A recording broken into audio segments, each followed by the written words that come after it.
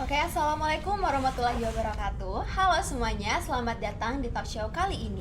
Hari ini kita akan mengangkat tema yang sangat dekat dengan kehidupan pelajar dan juga mahasiswa, yaitu ngobrol sehat, strategi menghadapi tekanan pada generasi Z.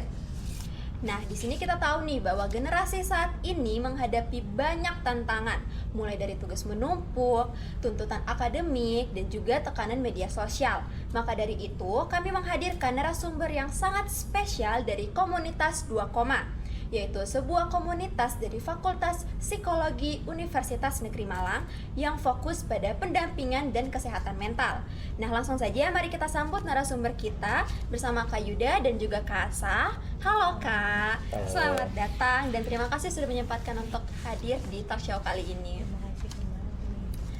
Oke, sebelumnya nih Kak, sebelum kita masuk ke pembahasan utama, boleh nggak diceritakan atau mungkin dikenalkan dulu 2 Koma itu apa sih, dan mungkin kegiatan-kegiatan yang udah dilakukan 2 Koma selama ini apa aja tuh Kak? Jadi 2 Koma itu platform kami. Jadi tujuan kami itu sebenarnya mengedukasi. Pada awalnya kan itu cuma tugas kuliah gitu loh. Tugas kuliah itu mana tugas kuliah dari mata kuliah ini ya apa? Kesehatan mental ya. Betul. Psikologi klinis dan kesehatan mental. Nah, itu outputnya itu harus bikin media edukasi. Nah, kami kepikirannya Instagram kan lebih enak ya untuk edukasi. Terus lama kelamaan ya itu juga kami sering bikin film. Terus karena beberapa tugas kami yang ya outputnya serupa, itu kami upload di situ gitu. Jadinya ya karena seru gitu ya kami lanjutin jadinya untuk edukasi khususnya terkait kesehatan mental. Terus belakangan ini kami sering edukasi kesehatan mentalnya terkait skizofrenia sama depresi juga, sama ya kami memperhatikan inilah kelompok marginal kayak ODGJ, lansia kayak gitu. Oke, berarti 2 Koma ini itu berangkat dari karena tugas mata kuliah ya Kak? Betul. Oke, untuk tugas mata kuliah itu didapatkan di semester berapa ya Kak? Kalau tugas mata kuliah itu semester 5? 5. Iya, sekitar semester 5 ya. Terus kemudian dari situ semester 5, semester 6, 4. Oh iya, 4, 5, 6 itu outputnya ada yang mirip-mirip gitu. Terus ya udah selama 3 semester itu kami sering berlanjut. Sampai bahkan semester 7 ini magang kami masih lanjutin di situ gitu. Berarti dari dosen juga mengizinkan ya untuk tugas tiap semester itu diuploadnya di 2 Koma ini ya Kak? Betul, malah mendukung kalau dari dosen. Ya. Oke nih, luar biasa banget ya. Ternyata 2 Koma ini sangat aktif memberikan pendampingan dan edukasi tentang isu-isu kesehatan mental. Di sini kita ketika melihat Instagramnya 2 Koma itu kita melihat salah satu highlight bahwa ternyata 2 Koma sudah pernah melakukan sosialisasi di SMA 1 Trenggalek tentang anxiety, benar? Betul, itu SMP sebenarnya, SMP 1 Trenggalek. SMP. Nah, bisa nggak Kak diceritakan sedikit itu bagaimana sih kegiatan tersebut berlangsung? Waktu itu sebenarnya kami juga niatnya pengen ke SMA karena itu lebih dekat gitu loh, dari rentang umur juga nggak beda jauh sama kami. Tapi waktu itu perizinannya agak sulit, jadinya kami ke SMP dan itu secara Zoom meeting sih, online. Itu ternyata ya anak-anaknya itu sendiri antusias gitu untuk dengerin, untuk tanya jawab waktu itu. Ya temanya kan anxiety nih, anxiety itu kan ya kecemasan tuh jarang banget tuh yang didengar sama anak-anak SMP sekarang, apalagi kan di beberapa kabupaten atau kota di Jawa Timur itu kan masih mungkin belum terlalu tahu gitu, belum aware soal kesehatan mental, apalagi soal yang ya kata yang sulit gitu, istilah yang sulit seperti anxiety itu masih jarang. Tapi ternyata mereka antusias gitu dengerin, pengen tahu kecemasannya apa, bahkan cerita kalau Kak ini tuh termasuk kecemasan gak sih Kak, pengen menikahi anime itu anxiety gak sih gitu. Ya gitu. Itu out of topic ya. Itu tapi kayak gitu ada yang nanya beneran anak-anaknya. Ternyata banyak ya yang antusias gitu sama sosialisasi ini. Mungkin kayak ada nggak yang menurut kakak itu dari pertanyaan mereka tuh menarik untuk dibahas gitu? Sebelum waktu itu tuh ada sih beberapa kayak mereka ternyata malah curhat gitu loh di sesi tanya jawab tuh. Mereka cerita kalau misalnya aku dibully temenku gimana Kak, terus kalau aku nggak kuat sama PR nih gimana Kak gitu. Terus kalau misalnya waktu itu juga kami sempat ke kami sih beberapa itu sempat ke MTS di Bantul. Itu juga masih soal bullying gitu ya. di situ juga pada curhat ujung-ujungnya ya. Akhirnya kan ternyata isu-isu kesehatan mental yang selama ini mungkin mereka nggak aware itu ketika kita kasih gitu loh, kasih edukasi, kasih sosialisasi, Kasih mereka edukasi. sadar gitu loh bahwa akhirnya mereka berdampak loh atas itu. itu penting gitu buatku gitu mereka. Oke, ini ya Kak, kenapa sih komunitas 2 ini selain karena tuntutan tugas ya berarti awalnya, itu kenapa memilih fokus pada kesehatan mental? Mungkin ada visi atau misi yang tersendiri dari 2 komanya Kak? Pertama ya awalnya kan ya emang karena tugas itu, terus karena kami juga anak psikologi gitu, terus yang bisa Paling kami dekat. lakukan ya selain ya kalau di psikologi kan intervensinya itu ya kesehatan sih, itu kan ada kuratif, promotif sama preventif. Kalau kuratif itu kan lebih ya psikolog ya, Penyembuhan. ranahnya psikolog penyembuhan gitu. Kami kan bisanya ya di promotif atau enggak preventif. Nah cara kami untuk melakukan pencegahan terus melakukan promosi itu ya dengan edukasi. Nah terus kami mikir ya kenapa nggak dilanjut aja gitu loh, dokumen nggak cuma tugas gitu. Terus karena ngedukasi orang-orang terus bikin orang-orang sadar, bikin orang-orang ya ngerti, itu seru gitu loh. Terus ya aku pribadi gitu sebagai ya ya kalau bilang koordinator teman-teman itu seneng gitu loh untuk ngedukasi, untuk belajar bareng, ketemu orang-orang tuh seru. Mungkin dari Kak saya sendiri ada pendapat tersendiri? Sebenarnya nggak ada sih, karena ini dekat banget ya sama kita sebagai mahasiswa psikologi. Walaupun via Instagram yang nggak bisa dijangkau mungkin milenial ke atas, cuman dengan platform Instagram generasi Z yang di luar mahasiswa psikologi kan juga akhirnya tahu bahwa ada kelompok marginal, ada kelompok terkhusus yang harus kita perhatikan seperti itu ya. Karena dengan materi-materi yang seperti itu kayaknya teman-teman di luar sana tuh juga tertarik. Oh ternyata nggak seburuk itu ya isu-isu kesehatan mental. Karena kalian tahu sendiri gitu ya, kita sebagai mahasiswa juga tahu sendiri bahwa isu kesehatan mental itu dianggap negatif, hal-hal yang akhirnya membuat dampak buruk di kehidupan sehari-hari. Semoga dengan adanya platform 2 ini mereka punya pikiran yang lain terkait isu-isu kesehatan mental. Seperti itu ya. Nah, mungkin dari pengalaman 2 sendiri, selain dari 2 mungkin dari pengalaman selama kuliah, selama turun lapangan, itu apa sih masalah yang sering muncul pada siswa ataupun mahasiswa terkait kesehatan mental, Kak? Kalau mahasiswa dan mahasiswa ya, Iya. yang paling sering ditemuin adalah tekanan dari manapun yang akhirnya buat burnout atau capek gitu. Terus mungkin kayak kehilangan motivasi dan kurangnya motivasi, pressure tinggi. Nah, paling sekitar itu sih. Untuk burnout, kita bahas burnoutnya ini Kak. Oke. Untuk burnout itu sebenarnya nggak apa-apa atau gimana tuh Kak? Kalau untuk mahasiswa sendiri, karena kan pasti untuk mahasiswa itu Oke, mengalami paham, fase paham. itu tuh sering gitu. Burnout nggak apa-apa kalau pengelolaan emosinya baik, kalau pengelolaan stresnya baik. Kalau misalnya dia tidak punya pengelolaan stres yang baik, itu buruk gitu. Itu akhirnya merujuk pada arah yang negatif gitu. Kita nggak tahu ya nanti akhirnya mengarah kemana, tapi kalau bisa kita punya pengelolaan yang baik. Gimana sih pengelolaan yang baik itu? Mungkin bisa dari support temen gitu ya, dorongan motivasi yang tinggi, dari bisa bisa kayak kita journaling atau kita healing gitu loh ya, kalau bahasanya sekarang healing gitu ya, itu sih. Tekanan tuh kan ya banyak gitu loh, nggak setiap orang juga pasti kan ada ya tekanan masing-masing, ada masalahnya Betul. masing-masing gitu.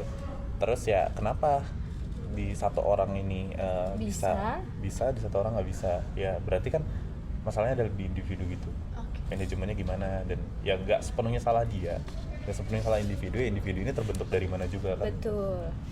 Oke. Berarti untuk mereka yang tidak bisa mengelola emosinya itu, mereka gimana ya penanganan sementaranya gitu? Ada nggak dari kakaknya? Oke. Kalau dariku, kalau menurutku ya penanganannya itu bisa lewat ini. Ya ceritain aja. Kalau misalnya burnout nih banyak udah kecapean, terus udah udah nggak kuat gitu loh. Ya ada opsi untuk selalu cerita gitu ke temen, entah ke ya siapapun gitu yang dipercaya. Kalau misalnya ya nggak bisa gitu ke cerita ke teman atau cerita ke orang-orang yang dikenal, bisa kok kalau misalnya di kampus kan nyediain tuh layanan kesehatan mental kayak konseling, terus bisa ke psikolog juga gitu, itu malah lebih baik gitu. Oke, penjelasan ini sangat membuka wawasan kita bersama ya teman-teman. Nah, di sini berbicara tentang kesehatan mental, generasi Z saat ini menghadapi tekanan yang cukup berat, mulai dari tuntutan akademik, lingkungan sosial, hingga tekanan digital. Nah, tantangan ini sering kali memicu stres, kecemasan, bahkan depresi, dan pada beberapa kasus dapat berkembang menjadi hal yang negatif. Nah, pada segmen selanjutnya kita akan membahas secara lebih mendalam mengenai tekanan belajar tersebut, bagaimana dampaknya terhadap mental generasi Z, dan serta apa aja sih tanda-tanda depresi yang yang harus kita waspadai. Oke nih Kak, di sini aku punya satu pertanyaan yang terkesan sedikit kepo. Itu terkait dari logo dan nama 2 koma sendiri. Itu kenapa sih Kak memilih logo dan nama 2 koma? Ada filosofinya nggak dari itu? 2 koma itu sendiri sebenarnya kan terinspirasi dari gerakan semikolon kalau di luar negeri. Semikolon itu titik koma. Nah, titik koma itu kan artinya kayak belum titik, masih bisa koma, masih bisa berlanjut gitu. Nah, ya dibikin mirip-mirip lah namanya 2 koma gitu. Jadi nggak titik koma banget gitu. Terus jadinya kami juga ngelihat kan 2 koma nih, ya koma tuh selalu ya ada jeda untuk kita berhenti dan selalu ada kesempatan untuk melanjutkan gitu. Jadinya namanya 2 koma. Terus juga ya Kalau misalnya dari segi logo, dilihat dari logonya itu kan ada koma ke atas sama koma ke bawah. Itu tuh menggambarkan kalau hidup kita itu kadang di atas, kadang di bawah gitu, dan itu yang akhirnya membuat kita tuh tetap harus berlanjut gitu loh. Itu kalau misalnya pada masanya kita ada di bawah, kita bakal ada posisi di atas lagi kok, dan begitu seterusnya. Gitu. Seperti itu.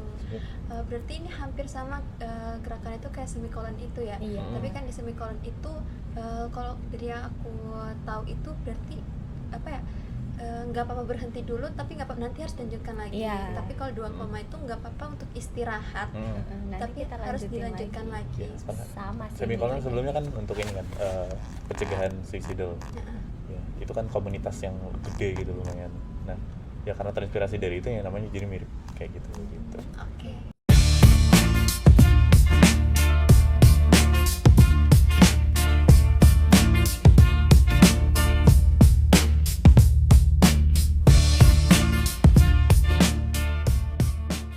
Oke, baik, kita akan masuk ke segmen 2. Topik kali ini akan cukup serius karena kita akan membahas tentang kesehatan mental pelajar dan mahasiswa. Dan di sini kita akan membahas tekanan belajar pada generasi Z, hubungan antara kecemasan akademik dan juga depresi. Dan juga kita akan mencari tahu bagaimana caranya untuk mengatasi kecemasan tersebut. Nah, kita akan masuk ke pertanyaan pertama. Nah, Kak, di sini kan kita tahu bahwa generasi Z bisa dikenal sebagai generasi yang sangat aktif, kritis, dan juga kreatif, tapi juga mereka sering merasa tertekan. Nah, dari sudut pandang psikologi, apa aja sih faktor utama yang menyebabkan tekanan belajar pada generasi Z? Oke, sebenarnya kan kenapa khususnya di Gen Z gitu loh, kenapa tekanan yang dialami milenial, tekanan yang dialami Gen X itu beda sama tekanan yang dialami Gen Z. Berarti kan kalau gitu kan konteksnya zaman jadinya kan, konteksnya nggak di individu itu sendiri. Berarti setiap generasi masalah yang dihadapi itu bisa jadi berbeda gitu. Nah, ya perkembangannya ya kenapa Gen Z ini kritis, kenapa Gen Z ini kreatif, karena ya tuntutan dari lingkungannya udah berbeda dari milenial sama Gen X itu gitu. Makanya ya kita kebentuknya kayak gini gitu, kita kebentuknya dengan ya yang teknologi serba ada, terus apapun serba cepat gitu, nggak kayak dulu kan.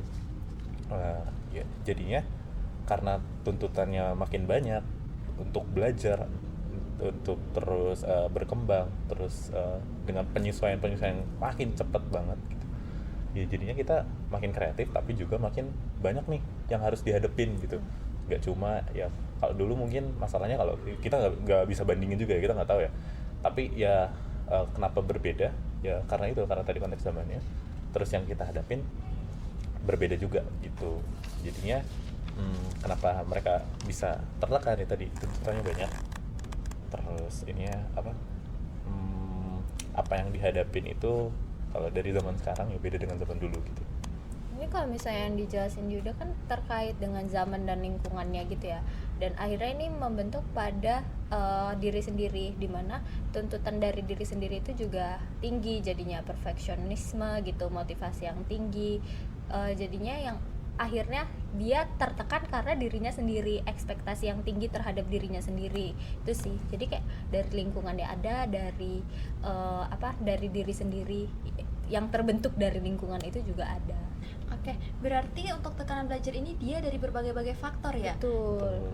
Ada dari diri sendiri, lingkungan, dan juga mungkin dari sistem pendidikan juga berpengaruh nggak Kak untuk tekanan pendidikan? Oke, kalau dari dari sudut pandang psikologi itu ada teori namanya Bronfenbrenner. Jadi Bronfenbrenner tuh kayak kita tuh individu ini dipengaruhi oleh banyak lapisan banget Betul. faktor gitu. Yang pertama paling interaksi sama kita ya diri kita sendiri, terus orang-orang di sekitar terdekat. kita. Terus di lapisan luarnya gitu ada orang di Orang. sekitar orang terdekat Iya, kita. gitu. Terus sampai ke paling atas tuh sistem itu sendiri. Yang mana kalau mengatur mahasiswa atau siswa ya sistem pendidikannya. Sistem pendidikannya itu kalau dibilang berpengaruh banget gitu. Kayak gini nih, sekarang kan sebelumnya kan kita kalau zaman kita gitu tua banget ya. SD, UN masih ngalamin kan? Iya. Ya, UN. Sekarang kan udah beda, udah BK terus sekarang mereka kalau mau kuliah itu pakai nilai AMBK itu. Itu kan tentunya udah beda tuh. Udah bukan UN lagi kan. Udah bukan ya nilai UN ya udah nilai UN. Mau masuk kuliah ya udah masuk kuliah gitu. Kan udah beda lagi gitu. Jadinya sistemnya berubah ya tekanannya juga tambah gitu. Tekanannya juga berubah gitu. Yang dihadapi juga berubah. Mungkin dalam sistem belajar juga bisa dilihat ya, di sistem yang di keadaan yang udah serba digital ini gitu, kita melihat belajar aja langsung praktek, kita disuruh baca sendiri kayak gitu ya. Terus habis itu kita disuruh nyari bahan materi sendiri. Itu kan beda banget sama keadaan yang dulu-dulu yang mungkin masih diayom sama dosennya, masih diayom sama gurunya kayak gitu. Kita dituntut mandiri oleh sistem itu sendiri kayak gitu. Jadi kayak pastinya berpengaruh. Oke, berarti kita akan masuk ke pembahasan untuk depresinya karena berkaitan juga dengan tekanan-tekanan tersebut. Untuk dari tekanan pendidikan tersebut, ada nggak sih Kak tanda-tanda yang muncul yang mengakibatkan malah ke depresi dari tekanan tersebut? Munculnya malah ke depresi gitu. Ya, kan kalau dari depresi itu sendiri kan dia kayak udah kehilangan minat, terus dia udah kayak di fasenya depresi itu kayak sedih gitu. Sedih yang larut Sedih yang sekali. larut banget gitu. Jadi dia bisa aja kalau misalnya dari tekanan pendidikan dia dapat masalah di pendidikan, entah itu bukan karena cuma sistemnya aja, bukan karena tuntutan gaya belajarnya aja, tapi mungkin karena lingkungan di sekolahnya Betul. juga yang nggak bikin dia aman gitu. Ujung-ujungnya kan ke sistem kan, kayak lingkungan yang bikin dia terbuli atau lingkungan yang bikin dia nggak merasa aman di sekolah itu sendiri atau di lingkungan kampus itu. Di ujungnya kan sistem juga kan, pendidikan ya, dari pendidikan itu sendiri kan. Ya kalau ke depresif ya karena tekanannya banyak, dia nggak bisa ngontrol, terus dia juga jadinya ada di fase-fase yang larut banget dalam kesedihannya, terus dia kehilangan minat bahkan sama belajar itu sendiri, ya bisa aja jadi depresi gitu. Penyebabnya dari banyak hal sebenarnya.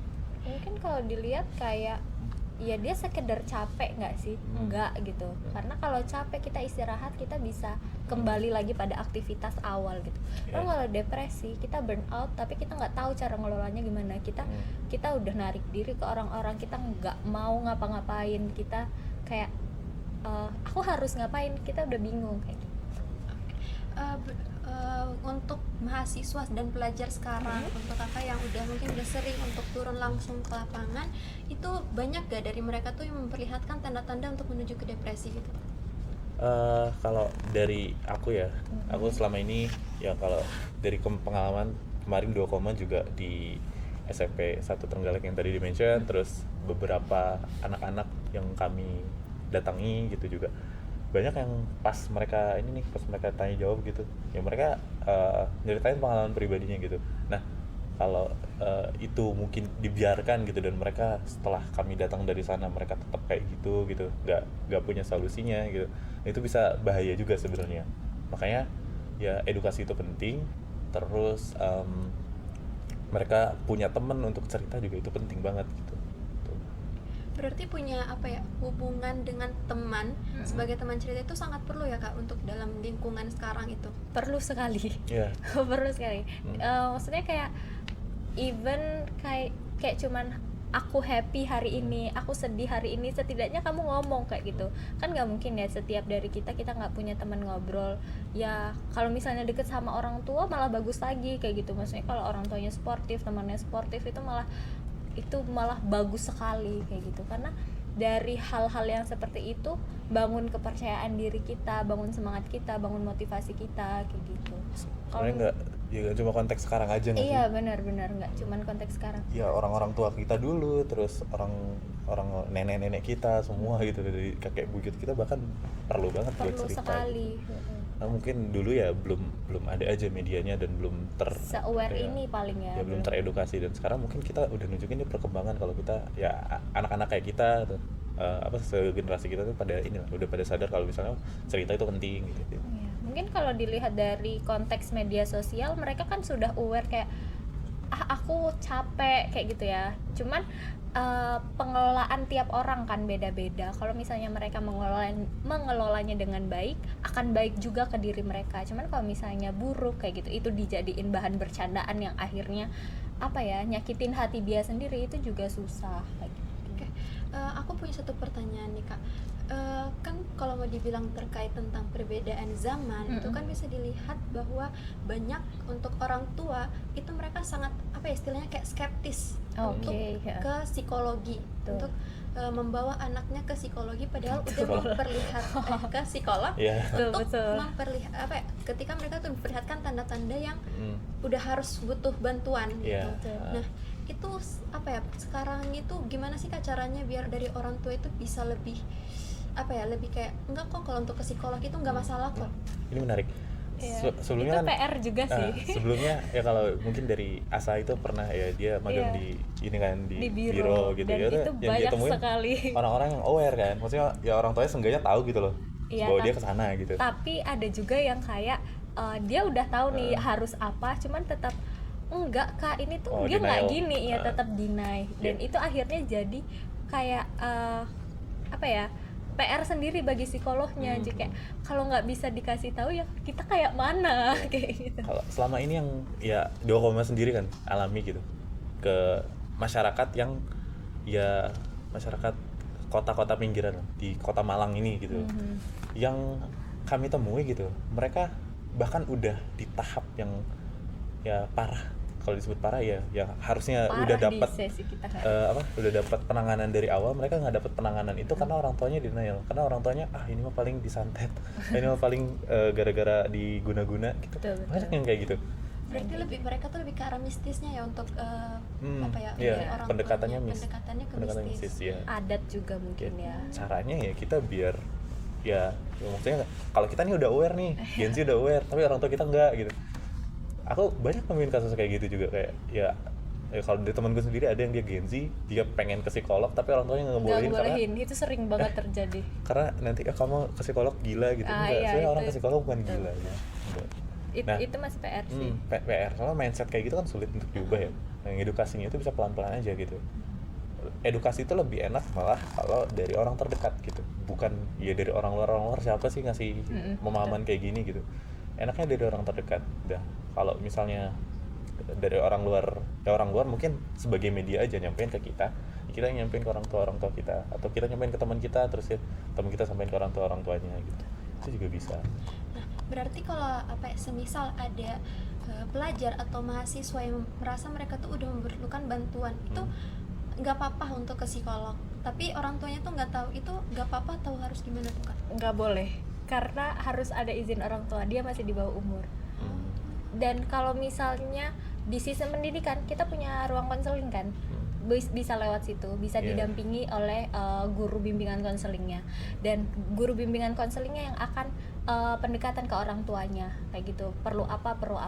Cuman biasanya masalah untuk anak SMA, anak SMP gitu ya, itu terkait kayak motivasi belajar, dia bingung perihal jurusan yang seperti itu aja sih, dan itu masih bisa di handle sama psikolognya, guru BK-nya kayak gitu. Paling guru BK-nya nanti kalau perlu ke psikolog terkait psikotesnya kayak gitu aja sih. Berarti untuk guru BK ini juga harus memiliki ilmu psikologi tersendiri ya? Iya pasti, Iya karena sih. BK juga Ya, di kurikulum. belajar, Di kurikulumnya belajar. belajar. Oke, kita akan masuk ke pertanyaan selanjutnya. Ini untuk dari sisi pandangan kalian sebagai psikologi, itu untuk pelajar dan mahasiswa yang sedang menghadapi banyaknya tuntutan akademik, itu gimana sih strategi untuk mereka bisa mengatasi tekanan belajarnya itu, Kak? Kalau di psikologi itu sendiri ada namanya coping mechanism, tapi ya itu bisa diterapin semua orang sebenarnya. Jadi coping mechanism itu cara kita nge-reduce atau cara kita ngurangin stres dengan melakukan coping atau melakukan sesuatu lah gitu. Ya misal nih orang lagi sedih, dia nulis di buku kesedihannya itu apa, terus ya kita lihat direfleksiin sama dia, itu salah satu bentuk coping. Jadi cara dia gimana ngurangin stresnya dengan melakukan sesuatu. Tapi coping itu kan nggak selalu bagus gitu, nggak selalu orang kepikiran nulis di buku atau kepikiran buat cerita untuk ini. Kalau lagi ada masalah, ada juga orang yang copingnya itu dengan misal kita di kebut-kebutan di jalan, atau misalnya melakukan hal-hal buruk lainnya yang berdampak nanti ke masalah dia yang baru gitu. Itu bisa juga orang-orang copingnya dengan kayak gitu. Ada juga yang ya coping ini, coping motor. Oke, baik, Kak. Oke, berarti untuk coping sendiri itu ada dua ya, ada yang positif dan ada juga yang negatif. Iya. Nah, untuk yang negatif sendiri ya, kita bahas yang negatifnya nih. Apakah dari coping negatif tersebut itu bisa mengarah ke depresi atau gimana tuh, Kak? Lebih parah tentunya iya, karena mungkin kami ngomongnya adaptif dan maladaptif Iya. ya. Nah, jadi kalau yang maladaptif ini mungkin secara sesaat akan mengurangi stres itu tadi, mengurangi tekanan itu tadi. Tapi kita nggak tahu kan resiko yang akhirnya didampak pada keadaan selanjutnya setelah dia melakukan coping maladaptif itu apa gitu. Jadi mungkin aja akan lebih parah, mungkin aja akan berdampak buruk pada diri dia entah sekarang ataupun nanti kayak gitu, akan ada keadaan yang seperti itu. Seperti itu. Untuk coping sendiri itu bisa muncul dari diri sendiri atau itu dari dari orang lain dan diterapkan dari orang tersebut? Sebenarnya kan tiap Iya. orang ya beda-beda Beda-beda. ya copingnya. Jadi kalau misal dari diri sendiri lebih nyamannya seperti apa untuk kalau misal lagi betul. stres nih, aku pengen healing hiking ke gunung. Iya, hiking itu bisa Itu juga. jadi ya?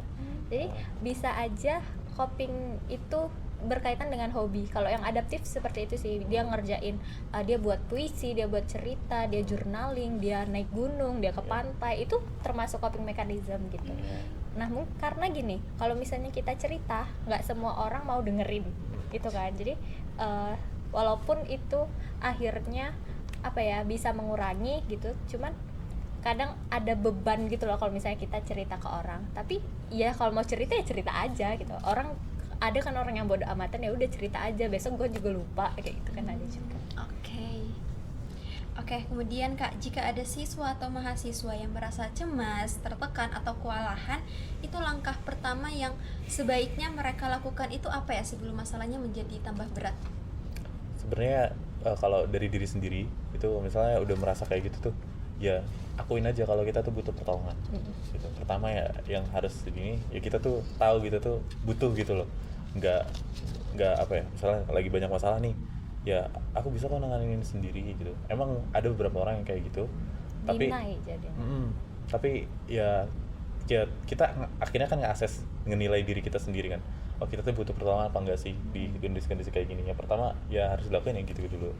Yang kedua ya cari pertolongannya, entah itu lewat teman, entah itu lewat profesional, entah itu lewat platform-platform yang ya nyediain gitu, yang misalnya kalau terkendalanya biaya atau waktu ya bisa cari banyak yang gratis gitu, atau ya yang paling gratis dan paling aksesibel ya teman gitu. Betul. Ya, cari aja teman yang bisa dipercaya gitu, siapa, atau enggak ya orang tua, itu boleh juga. Mungkin kadang kalau misalnya temen suka dibilang ala gitu doang kayak gitu ya, malah adu nasib gitu kan. Kalau misalnya di sekolah atau di lingkungan kampus juga ada penyediaan layanan konseling kan, mungkin itu bisa jadi salah satu solusi kayak gitu. Mereka pasti juga mengerti bahwa tuntutan akademik yang mereka rasakan itu ya bakal terjadi kayak gitu, pasti mereka punya solusi. Oke, kita kita bahas ke diri sendiri nih Kak. Tadi sempat disinggung bahwa kadang diri sendiri tuh kayak menolak kalau kita tuh butuh pertolongan. Nah itu dari Kakak sendiri tuh banyak gak sih orang-orang seperti itu yang mereka tuh menolak kalau ternyata mereka tuh butuh pertolongan? Banyak Banyak ya. banyak banget. Karena mereka tuh ngerasa bahwa ini pengalaman pribadiku ya, kayak mereka ngerasa kayak kok aku gini doang ke psikolog sih kayak gitu kan, kok aku gini doang harus cerita sebegininya sih kayak gitu, aku kan kuat, aku kan ini kan, aku kan itu bentuk lingkungannya, itu diri dia hasil bentuk lingkungannya, mereka yang dianggap kuat, mereka yang dianggap bisa ngatasin itu sendiri, itu yang terbentuk di mereka, padahal kita semuanya perlu gitu. Dan ya kalau aku sama temanku sendiri ya di Dokoma juga, kemarin kan kami itu kalau boleh cerita sedikit itu sekota Malang itu kami datengin semua tuh di GJ. Nah itu kami juga asesmen ke orang-orangnya ini, kenapa sih mereka bisa jadi kayak gini ujungnya gitu, kenapa mereka ya udah nggak bisa gitu loh, maksudnya di masyarakat gitu kayak dulu nggak bisa. Itu banyak kok yang mereka dari awalnya mereka ngerasa sedih, mereka ngerasa marah, mereka punya masalah tapi mereka nggak mau bilang sama orang, mereka menarik diri dari lingkungan, malah aku bisa nanganin ini sendiri kok, akhirnya mereka nggak mau bilang ke siapa-siapa, ujungnya jadi kayak gitu. Banyak nih kayak gitu kasusnya. Berarti sebenarnya tuh nggak boleh terlalu terlalu mengagung-agungkan diri sendiri, kayak istilahnya tadi yang kayak aku kuat kok, aku berani kok, aku bisa kok, itu berarti nggak boleh terlalu berlebihan ya Kak? Iya betul, kita harus tahu kapasitas diri kita, kapan capek, kapan kita nggak bisa jalan lagi, nggak apa-apa istirahat sebentar, nggak apa-apa kayak gitu. Nah kan kadang pressure dari luar, pressure dari orang terdekat, bahkan orang rumah sendiri itu kan gede gitu, sampai akhirnya nggak punya teman cerita kan gede. Jadi sadari diri kita bahwa kita butuh pertolongan itu memang hal yang susah kadang bagi orang-orang awam. Oke. Berarti anggaplah nih mereka udah merasa mereka butuh pertolongan. Nah salah satu contohnya itu kan mungkin bisa ke teman, atau kalau emang dari lingkungannya tidak mendukung bisa langsung ke profesional. Nah itu bisa nggak ketika mereka ke profesional ternyata di profesional itu malah mereka mendapatkan hal yang mereka nggak inginkan, itu bisa terjadi nggak Kak? Nggak yang diinginkan ini solusi atau gimana? Iya mungkin dari solusinya itu mungkin dari mereka tuh kayak kayaknya enggak deh, kayaknya sia-sia deh kesini malah kayak gini juga gitu. Bisa aja. Karena karena profesional kan juga manusia ya, dan hal-hal yang seperti itu sangat subjektif sekali penanganannya. Jadi akhirnya biasanya para profesional punya cara masing-masing sih buat ngasih intervensi buat klien kayak gitu ya. Kalau dan hal ini juga cocok-cocokan. Kalau misalnya kita ke profesional, kita ngerasa nggak cocok, ya udah bisa berhenti, kita cari yang lain kayak gitu. Kita nggak harus maksa bahwa kita harus sama itu aja gitu. Kalau misalnya itu akhirnya buat jadi masalah baru kan susah juga ya. Jadi cari yang lain juga nggak apa-apa. Oke. Ini sebenarnya pertanyaan tambahan dari aku Kak. Mungkin nih ada satu orang itu dia udah ke psikolog. Nah ketika dia ke psikolog, lingkungannya tahu. Nah ternyata dari lingkungannya itu malah bilang, kamu gila, kamu ke psikolog. Itu pernah terjadi nggak? Dan kalau kayak gitu tuh malah berakibat fatal untuk si orangnya ini kah atau bagaimana? Ya itu sering banget kejadian. Nggak cuma di kabupaten, di tempatku sendiri kan lumayan pelosok tuh. Kalau di kota Malang itu sendiri yang udah ya kampus, ya udah banyak kampus gitu ya, yang jurusan psikologinya banyak gitu, masih ada yang kayak gitu. Masih ada yang ngejudge kalau misalnya ini habis dari RSC kita harus jauhin gitu. Ini habis dari psikolog, nanti dia punya penyakit mental atau apa, ada lingkungannya masih nilai kayak gitu. Dan itu yang akhirnya bikin orang-orang lainnya itu nggak mau ke psikolog, nggak mau cari pertolongan profesional tuh, nggak mau cari pendekatan medis tuh, gara-gara ya lingkungannya itu sendiri nganggap kalau orang-orang yang datang ke sana itu lemah lah, orang yang datang ke sana itu harus dijauhin lah gitu. Stigma negatif itu masih ada. Bahkan banyak klien terapi itu yang akhirnya nggak datang lagi ke psikolog gara-gara itu kayak gitu. Cuman kan kita nggak tahu ya harus jangkau orang itu seperti apa kalau misalnya profesional mau jangkau gitu. Ya salah satu jalannya harus punya teman yang suportif lagi kayak gitu loh ya, tetap harus cari orang yang suportif yang ngerti bahwa kita tuh lagi nggak baik-baik aja kayak gitu. Nah karena emang susah juga, kita berat dari orang lagi berat gitu. Berarti butuh lingkungan yang positif itu sangat perlu ya Kak? Betul. Perlu. Nah kalau misal ada nih orang dia tahu nih kalau dia tuh udah di lingkungan yang gak bagus, udah yang gak baik. Nah gimana sih cara dari dia itu bisa nggak sih kayak kita ngasih sadar kayak lingkunganmu tuh nggak bagus, kamu harus gini, itu boleh atau enggak? Boleh aja. boleh tapi PR-nya dia mau atau enggak itu Yeah. kan dari diri dia ada kan orang-orang yang kayak tapi dia bantu aku banget, tapi dia ini banget, tapi aku nggak enak, bla bla bla bla bla gitu. Tergantung diri masing-masing gitu. Orang yang punya kecerdasan emosi yang bagus, orang yang sadar bahwa dirinya butuh apa, dirinya harus apa, dia bakal cut off. Dia bakal cari lingkungan yang lebih bagus, atau dia bakal ngembangin diri dia jadi orang yang lebih bagus lagi. Tanpa mereka dia juga bisa kayak gitu. Dia bakal nunjukin diri. Oke. Sama ini Kak, aku ini sebenarnya pertanyaan kepo juga sama Iya. Boleh. baru muncul di kepala ya. Kita pasti kenal sama yang namanya people pleaser. Nah, untuk people pleaser sendiri itu bagus nggak sih Kak sebenarnya untuk lingkungan di sekarang Gimana? sebagai orang people pleaser gitu? Sebagai orang produser. Sebagai orang people Maksudnya pleaser. sebagai yang udah tahu lah gimana itu. Iya, sebenarnya kalau dibilang bagus atau enggak itu kan ya kenapa sih orang tuh bisa jadi people pleaser kan? Ya mereka kan awalnya kan karena ya gak enak sama orang lain, terus kalau mau nolak nggak bisa gitu. Nah sebenarnya untuk berbuat baik itu nolak tuh bukan berarti kita nggak baik gitu. Untuk berbuat baik tuh bukan berarti kita harus ngiyain semua perkataan orang, semua hal yang diminta orang ke kita, bukan berarti harus selalu kita iyain buat kita dianggap baik. Ujung-ujungnya kan kita cuma pengen approve kalau kita tuh baik ke orang kan gitu. Nah dan itu juga jadi kepuasan orang itu sendiri, malah kadang ada beberapa orang yang ya dia puas kalau misalnya bisa bantu orang. Nah sebenarnya kalau dibilang nggak baik ketika dia itu ngeiyain di luar kapasitas dia gitu, cuma karena ya satu alasan itu nggak enak aja gitu, itu malah nggak Itu baik. yang akhirnya jadi nggak baik. Nah, people pleaser sendiri itu dia bisa malah membawa orang tersebut ke depresi atau tekanan, itu pasti ya Kak berarti? Bisa aja sebenarnya kalau misalnya dia Pasti sih enggak, tapi bisa aja. karena dia mungkin lebih banyak nih nerima permintaan orang, terus dia ngerasa sebenarnya itu tuh di luar kapasitas dia, tapi dia tetap terima karena dia nggak enak gitu. Itu kan tertekan juga tuh akhirnya tuh. Ya bisa aja kalau misalnya dia tertekan terus dia nggak bisa manage, akhirnya ya dia nggak peduli sama diri dia sendiri, yang penting orang lain seneng, ya ujungnya gitu. Bisa. Oke. Nah, kita akan masuk ke pertanyaan terakhir dan ini akan menjadi penutup dari segmen ini. Oke. Yaitu apa sih pesan dari kakak berdua untuk generasi Z yang sering merasa tidak cukup, takut gagal dan selalu membandingkan diri sendiri dengan orang lain? Mungkin bisa mulai dari Kak Asa dulu baru Kak Juda. Oke. Ya gimana ya, karena kita juga sebagai Gen Z ya, ini nasihat untuk diri aku sendiri juga. Ya lebih percaya diri aja, lebih yakin sama diri kita kalau kita juga mampu buat ngeaktualisasi diri yang kita mau, tapi sesuai kapasitas diri, sesuai kemampuan kita. Kalau misalnya ngerasa udah nggak baik, nggak apa-apa kalau misalnya istirahat dulu, nggak apa-apa kalau cerita ke teman bahwa ini bukan kapasitasku, nggak apa-apa kalau misalnya cari pertolongan yang lebih profesional gitu ya, karena hidup cuman sekali dan tujuan kita untuk bahagia, jadi istirahat nggak apa-apa.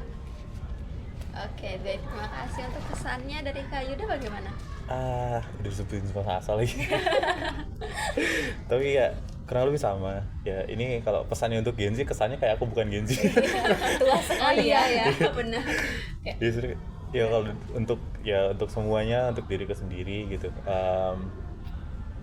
Kita tuh sebenarnya kan tetap butuh orang lain. Seberapapun mandirinya kita, menganggap diri kita sendiri mandiri, menganggap diri kita ini kuat, tapi ya ada kalanya ya ada hal-hal yang nggak bisa kita lakuin, ada hal yang nggak bisa kita kontrol, dan ya baiknya kita tuh bisa bedain mana yang bisa kita kontrol, mana yang nggak bisa, mana yang harus ada pertolongan orang, mana yang bisa kita kontrol sendiri. Itu harus bisa kita bedakan. Nah kalau kita udah tahu itu, terus ya ujungnya ya kalau udah tahu ya kita bisa tahu lah langkah kita ke depannya mau ngapain. Oke, baik, terima kasih untuk kesan dan pesannya juga. Oke, terima kasih atas Kak Yuda dan Kak Asa yang sudah memberikan insight baru kepada kita semua. Dan di sini kita juga menjadi tahu bahwa tekanan belajar itu adalah hal yang wajar. Tapi bukan berarti kita harus menjalaninya itu secara sendirian. Kita bisa meminta bantuan kepada teman, kepada keluarga, dan juga kita bisa menghubungi ke pihak profesional. Nah, ada banyak strategi juga yang bisa kita lakukan. Salah satunya itu kita memiliki satu komunitas 2 koma yang udah dibawakan oleh Kak Yuda dan Kak Asa dan teman-temannya juga. Itu bisa menjadi teman cerita untuk kita semua. Nah, untuk teman-teman yang menonton, semoga talk show ini bermanfaat dan memberikan sudut pandang baru tentang pentingnya menjaga kesehatan mental selama proses belajar. Nah, terima kasih kepada narasumber dan kru yang telah bertugas di belakang kamera. Dan sampai jumpa di talk show berikutnya. Wabillahi taufik wal hidayah. Wassalamualaikum warahmatullahi wabarakatuh. Waalaikumsalam warahmatullahi wabarakatuh.